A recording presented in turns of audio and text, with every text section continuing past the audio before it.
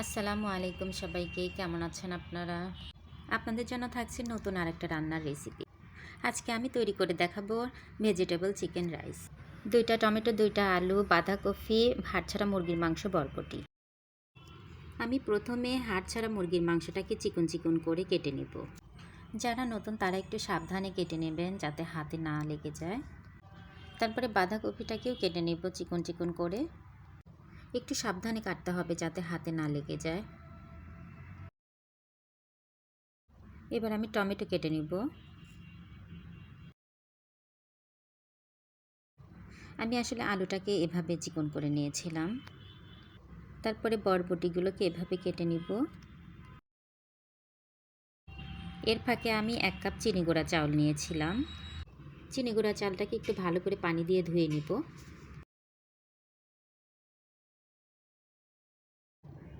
আমি চুলাতে একটা পাত্রে পানি দিয়ে দিব পরিমাণ মতো। আমি 1.5 কাপ পানি ব্যবহার করেছি এখানে। একটা তেজপাতা, একটা স্টার মশলা, 3টা লবঙ্গ, 2টা দারচিনি মশলা আর 3টা এলাচ দিয়ে দিব।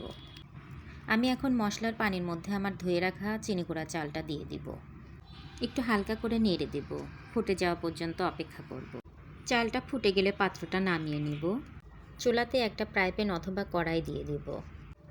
ফ্রাই প্যানের উপরে অলিভ অয়েল দিয়ে দিব। আমি এখানে অলিভ অয়েল ব্যবহার করেছি, আপনারা অন্যান্য তেল ব্যবহার করতে পারেন। তেলের উপরে চিকন করে কেটে রাখা আমি পেঁয়াজ কুচিগুলো দিয়ে দিয়েছি। তারপরে আমার কেটে রাখা মাংসগুলো দিয়ে দিব। তারপরে 1 টেবিল চামচ রসুন দিয়ে দিলাম, 1 টেবিল চামচ আদা দিয়ে দিলাম এবং পরিমাণ মতো লবণ দিয়ে দিলাম। আর 1 টেবিল চামচ জিরার গুঁড়া। স্বাদ বাড়াতে একটা ডিম দিয়ে দিলাম। তারপরে নাড়াচাড়া দিয়ে ভালো করে মিশিয়ে নেব মাংসের সাথে। মেশানো হয়ে গেলে আমি এখন দিয়ে দেব আমার চিকন করে কেটে রাখা আলুগুলো। তারপরে একটু নাড়াচাড়া দিয়ে নেব। তারপর আমি এখন দিয়ে দিব চিকন করে কেটে রাখা বাঁধাকপি। আবারও পুনরায় সব কিছু একসাথে সুন্দর করে মিশিয়ে নেব।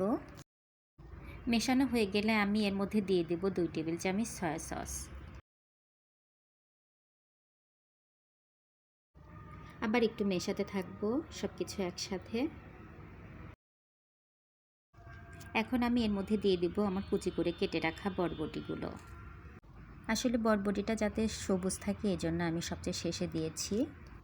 আর খাবারের কালারটাও এবং স্বাদটাও সুন্দর আসবে ইনশাআল্লাহ। এখন আমি দিয়ে দিব চিনি গুঁড়া চাউলের রান্না করা ভাত। একটু ভালো করে সব কিছু মিশিয়ে নিব।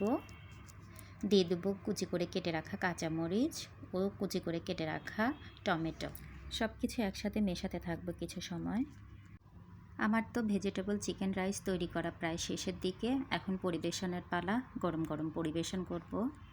আপনারা বাসায় চেষ্টা করুন। আজকে এ পর্যন্তই। আবার কথা হবে। আল্লাহ হাফেজ।